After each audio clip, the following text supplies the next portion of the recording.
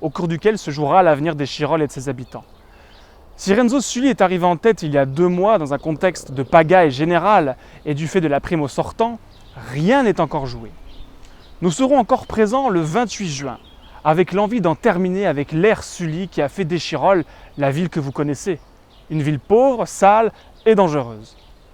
Le contexte difficile et la mainmise du maire et de ses acolytes sur la ville ne jouent pas en notre faveur.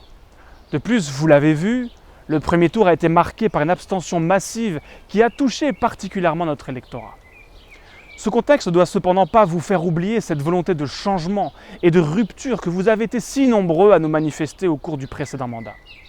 Ne pas venir voter le 28 juin pour notre liste, c'est continuer à vivre dans une ville qui se dégrade, où on n'est plus en sécurité, où on est parfois prisonnier du fait de la propriété d'un bien immobilier qui a perdu une grande partie de sa valeur.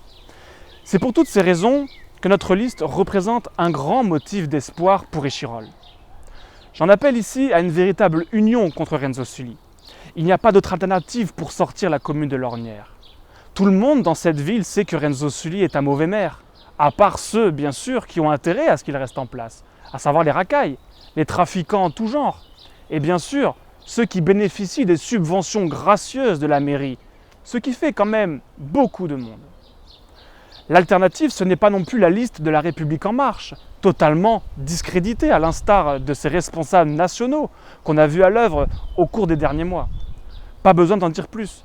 Les conclusions politiques seront tirées en temps et en heure, mais pour l'heure, il est impossible de faire confiance aux représentants de ce mouvement qui ne fait que mentir et nuire à la population. Nous repartons donc dans cette brève campagne d'1 mois avec une volonté toujours aussi forte de tourner la page et de repartir sur des bases saines et solides, avec pour premier objectif d'en finir avec le fléau de l'insécurité. Ces dernières semaines ont été une nouvelle démonstration de ce que nous dénonçons depuis des années. Les incivilités, les agressions se sont multipliées comme jamais. Ce sera le premier chantier auquel nous nous attaquerons. Je vous dis à très bientôt et rendez-vous le 28 juin.